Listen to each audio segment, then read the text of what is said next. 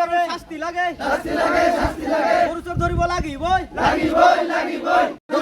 গরু চোর রাস্তা পার শুরুতক ধরিব লাগে গরু চোরের শাস্তি লাগে ছাগলি চোরের শাস্তি লাগে ছাগলি চোর করে তো করিব লাগিবই ছাগলি চোর করে তো করিব লাগিবই গরু চোরের শাস্তি লাগে ছাগলি চোরের শাস্তি লাগে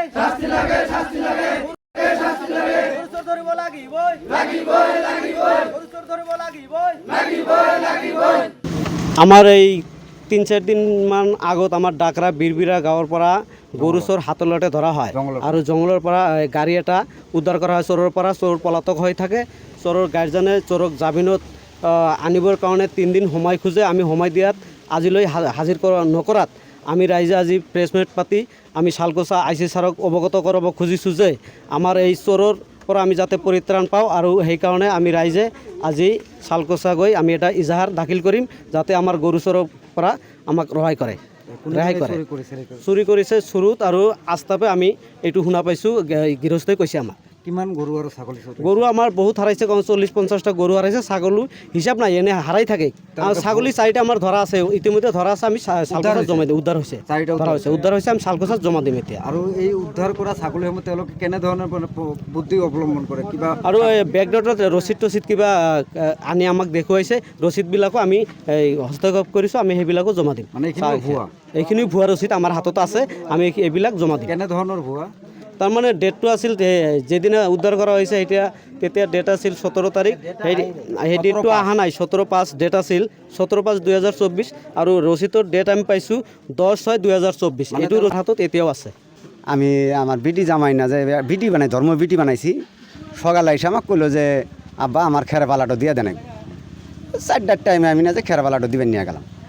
খেরে পালাটো দিয়ে দেওয়া নাই কে, এর মধ্যে আমি বাড়িতে আসবেন নিয়ে গেছি। এর মধ্যে আমার মাঝলে একটা বেড়া কয় যে আব্বা আমাকে যে গরু নাইকা বহন বাছুর যে নাইকা।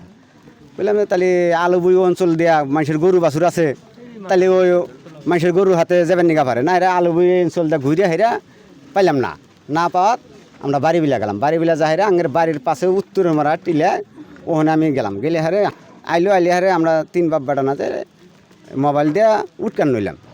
রাইতে উটকান নইলাম পাইনা এখন আইতে 10টাই বাজে গেল গা।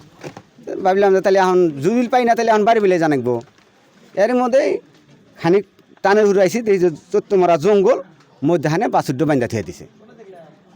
আমরা 3 বাপ বেটা আর আমার ভাইনা একটু আর নাতি 2টো, এই 3জন নিয়ে আমরা গেলাম। যাহিরা পাহাড়ের গাবারে পাহাড়ের মধ্যে বসে হয়েছি। এর মধ্যে 1-1.5 ঘন্টা বাদে কী করে কয় বাইক নিয়ে আইলো। আগের জায়গাতে ছিলাম।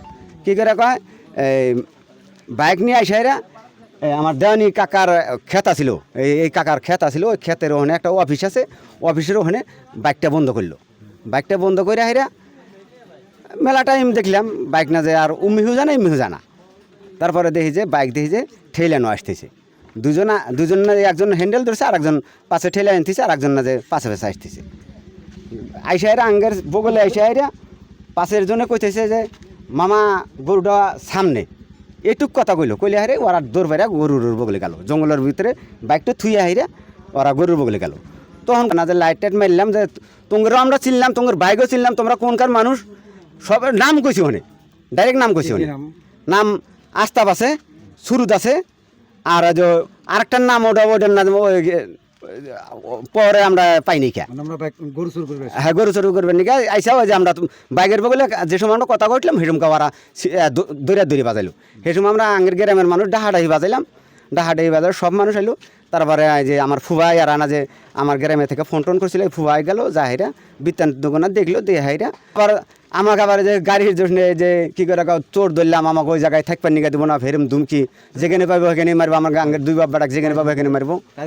এই চোররা নাম আস্তাফরা সুরুতরা ওরা ধুমকি ধরেন। গরু আমার ফুবার আড়াইছে, ধরেন 20-30টা গরু হারাইছে। আমার ছাগলও না যাবো যারা একদিন আগে ছাগলের খাসি না যে 10,000 টাকা না যে ব্যাপারী এসে দাম করেছিল খাসিটা নিয়ে গেছে। হ্যাঁ, ছাগল আর গরু চুরি করা।